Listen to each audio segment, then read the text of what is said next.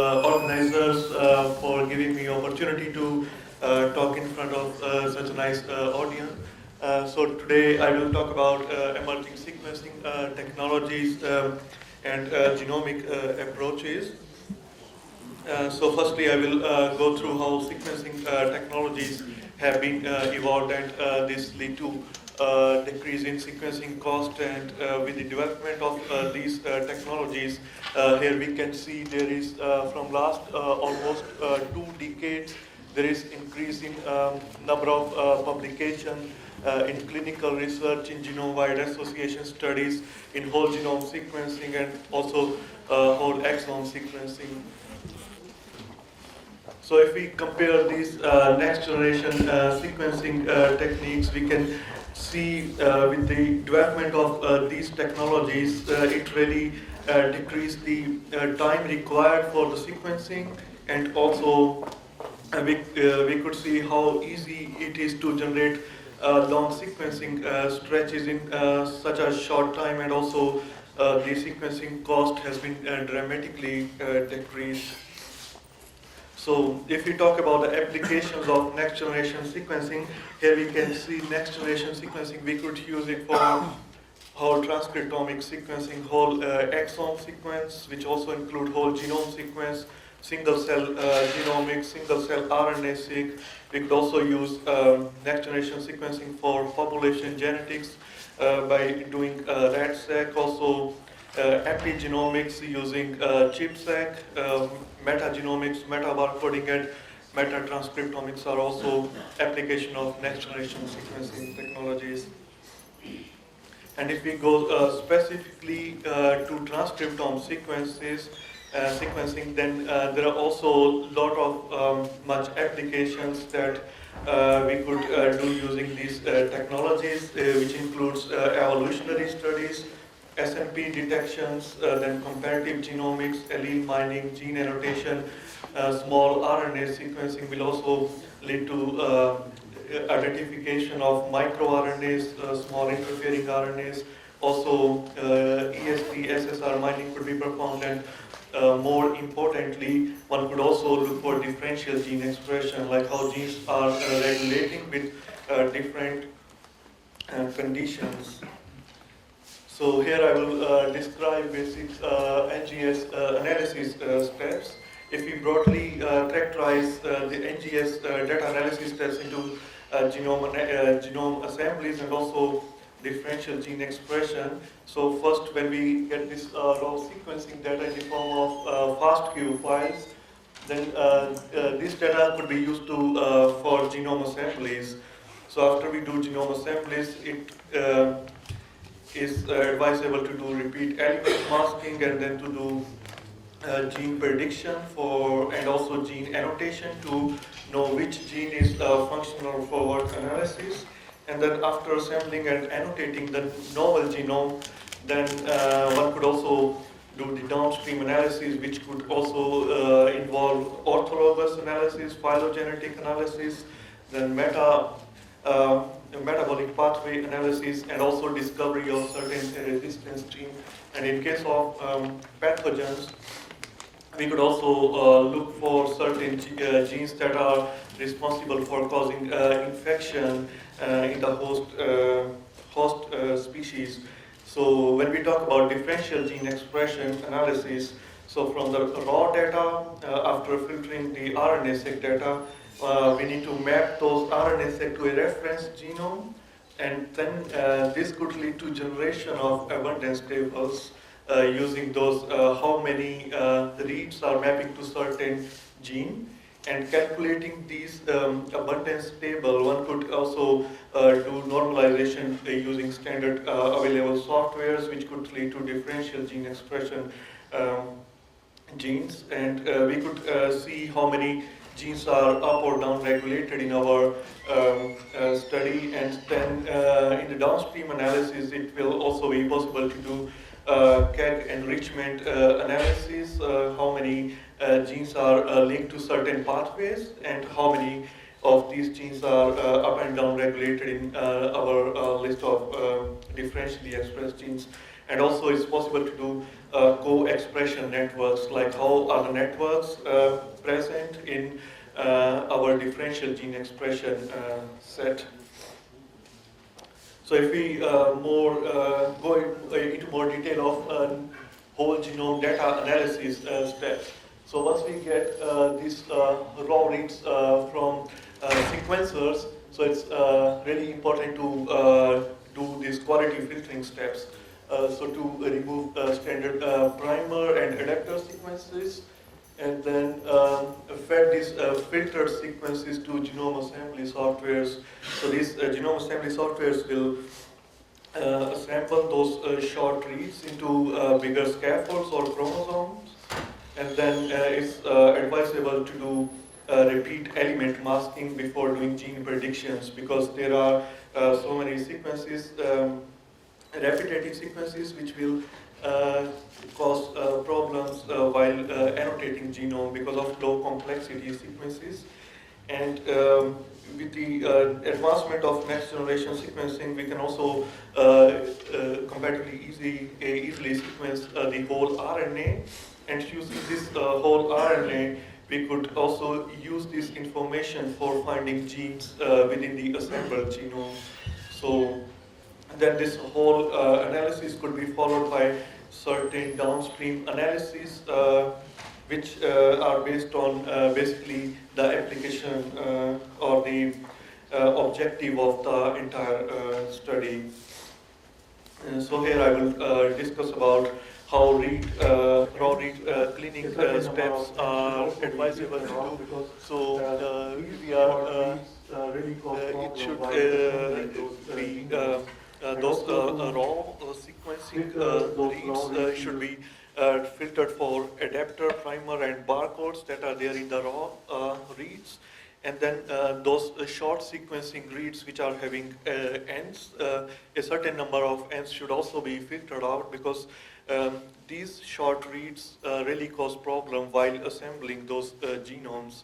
And also to filter those raw reads using certain length criteria, because once we do this gamer-based assembly, because in the assembler it takes those overlapping sequences within the reads and then will generate those sequencing reads in the form of contigs or scaffolds.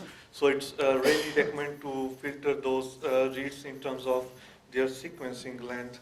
And after we do this fitting step, it's also recommended to do average-based quality filtering or window-based quality filtering. So these are basically steps what we should take care before we go for either of those next assembly, genome assembly, or we go for differential gene expression analysis.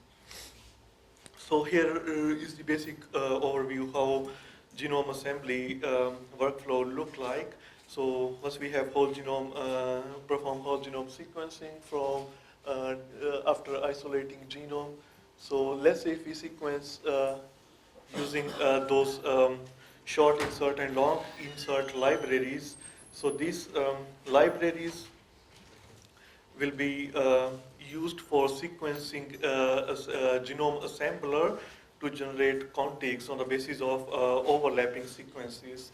And using the long insert libraries, these small contigs could be used to scaffold, and further long insert libraries will lead into super scaffolds or even to chromosome with the help of other experimental techniques.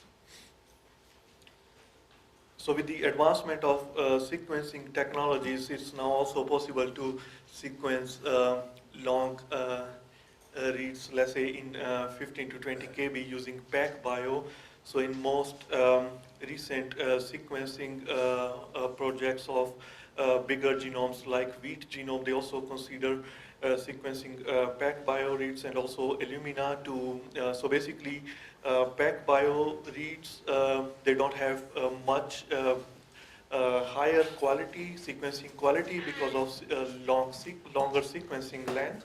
So basically Illumina reads, which are short and comparatively higher in qualities. So these reads are used for quality control and error corrections. So using this kind of hybrid assembly can really be a solution to get a nicely assembled bigger genome. So after assembly, after genome assembly, so the question is how to assess whether the assembled genome is really of a good quality and what is the integrity of the genome. So by plotting the whole genome assembly in terms of n scaffold length, if we see something like this and we can compare predictions from different softwares, we could easily estimate which one of these assemblies are really of good quality. And there are also softwares available which could look for certain core genes that are present in the de novo assembled novel genome. So using these software techniques, we could see whether our assembled genome is really complete and how the genome assembly quality looks like. So after assembling the whole genome, then the next task is also to annotate it to see where the repetitive regions are, and also to annotate genes, where are the genes and what are their functions.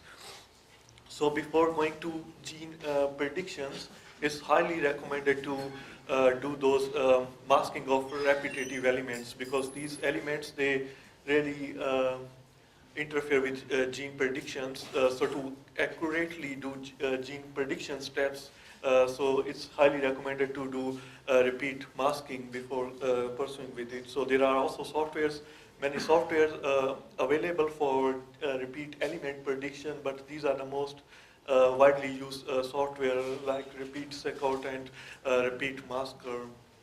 So for these software, there are also libraries of already predicted repeat elements in the most experimentally used published genomes, and using those libraries, we could also map the available information on the novel species genome and then predict repeat elements. For example, in wheat, now there are 85% of repetitive DNA. So using these softwares will also help to predict those repeat elements and to mask those repeat elements within the assembled genome. And because there is not even, so only a single gene prediction software cannot find gene in the assembled genome. So it's highly recommended to compare 2 or 3 different predictions. So during my PhD project, I created a pipeline, so which basically use several different softwares for finding gene structures. And basically, what this pipeline is doing is combining predictions from different softwares and also including RNA sequencing. We find those intron exon boundaries, and then to use the entire information to come up with most accurate gene prediction set. So what we do after assembling genome and finding repeat elements and also predicting genes, so based on the purpose of the study, there are several downstream analyses one could perform. For example, looking for orthologous gene within different species of interest, like how those orthologous genes are distributed, and also to look for gene present and gene absent if something is lost during the evolution, and then also to perform phylogenetic studies. Also, metabolic pathway analysis could also be done, and also, for example, in case of crop studies, one could also look for those resistance genes. So if we combine all those comparative genomic analyses, one could also do these comparative genomics analysis to show the things in broader aspect. For example, in the first plot here, we could see, so based on their subcellular localization, several genes has been placed, and based on their sequencing similarities or presence of SNPs, or based on their expression levels. We could also demonstrate their such of these features and easily look which of these genes could be of our target for experimental studies. Or we could also broadly compare two genomes to look for certain repeat elements, or also to look for genomic rearrangement. Also, let's say if there are major insertion or deletion within certain scaffolds or chromosomes, and also to look for certain conserved clusters, like the figure below, where we compare four pathogen genomes, and this particular chromosome stretch, it shows there are several effectors which are infecting their respective host, are comparatively conserved, are mostly conserved in these four genomes. So using all these techniques, we have published several articles which involve also, here I'm showing three fungal genomes, pathogen genomes we have published, and also two omicete pathogens we published in last 5 to 7 years. So after having this huge biological data, so now the question is how to get meaningful information out of it. So let's say if we go step by step, if we have library preparation and use a sequencing machine for generating sequences, and then so these sequencing machines, they generate lot much of data in several GBs, and also in wheat whole genome project, it was in terabytes of data. And then the question is how to get meaningful information out of it. So by using bioinformatics tools, so using bioinformatics tools, we can get sense out of these raw sequencing data, and then we get results, and then how to implement, or to how to figure out which one of these results are really meaningful and are really of our interest, and also how to get rid of false positives. So basically what we do in our research, so we implement also artificial intelligence technologies, also deep learning technologies, to differentiate which one of those are false positive and how to get highly accurate predictions. So using, to analyze this big biological data, so we really need high computational resources. Let's say after library preparation, there are also sequencing machines which perform those sequencing of reads data, and then how these raw reads could be assembled. So let's say to assemble those sequencing reads, we really need high performance computing facility. For example, in case of wheat whole genome sequence, which published around last year, so it was really 1 terabyte of RAM required to assemble the whole genome. And with this, all of this bioinformatics discussion, I really thank you all for your time.